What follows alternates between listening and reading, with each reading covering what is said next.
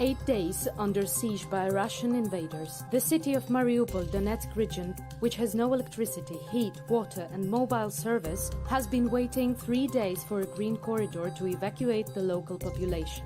Arrangements between the Ukrainian authorities and invader troops are not working. At once, when the evacuation of civilians begins and humanitarian supplies are dispatched, the Russian troops begin tactical regrouping to make more advantageous positions. The situation in Mariupol was reported by the mayor, Vadim Boychenko.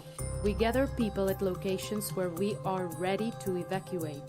We are ready to drive vehicles to specific points, and at that moment, the shelling begins. The day before, when the Ukrainian military made a corridor for people to leave the city, at that very moment, the Russians began a tank invasion of Mariupol. Because of this, a battle broke out, and the evacuation was cancelled. More than 2,000 civilians were rescued from one of the most dangerous areas near Kyiv. The bombed-out town, Irpin, is now surrounded by invading troops. After the railroad track was blown up, the only way to evacuate was to cross the river on foot because the bridge was destroyed. The Ukrainian military and police, together with representatives of local authorities, helped with the evacuation. Escaping from the dangerous city of Irpin, locals abandoned dozens of their cars on the bridge because there is no road. Влево понад зданием.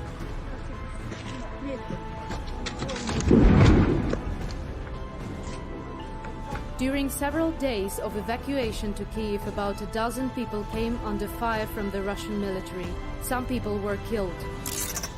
In 12 days, Russia bombed 34 hospitals and more than 200 schools in Ukraine. The information announced by Mikhailo Podolyak, the head of the presidential office advisor. Some of the buildings were completely destroyed. Some can still be renovated. The Russian military also destroyed or damaged 1,500 residential buildings, among them apartment high-rises.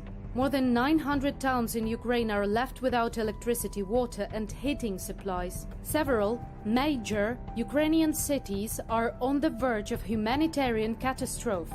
This is because they are surrounded by the enemies and they don't allow a safe green corridor. Barbarians of the 21st century. The Russian army is not able to fight against other armies, but it can kill civilians very well. The International Court of Justice in The Hague today began hearing on the case of Ukraine against Russia on charges of genocide by the Russian side due to the criminal invasion of Ukraine. Europe is on the brim of a new nuclear catastrophe. This is Enerhodar city in Ukraine. The largest in Europe nuclear power plant is located here. Unarmed residents of the city came out to prevent the Russian occupiers from seizing the nuclear power plant. They understand that any damage to the plant will cause an environmental catastrophe, the next Chernobyl or Fukushima. It is no longer a Ukrainian issue. It is a possible threat for the whole of Europe and even the world.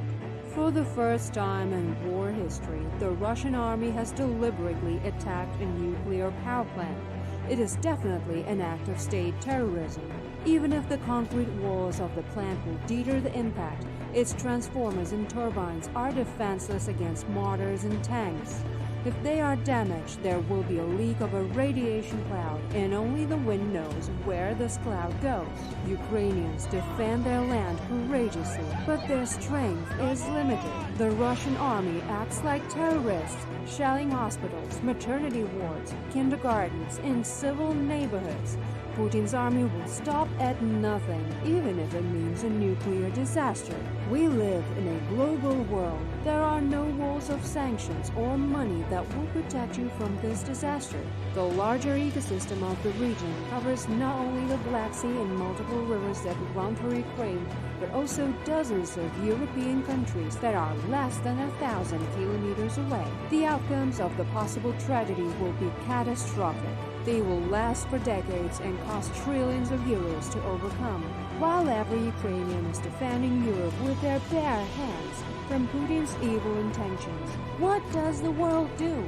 Europe and Ukraine's allies must act as decisively as the Ukrainian people.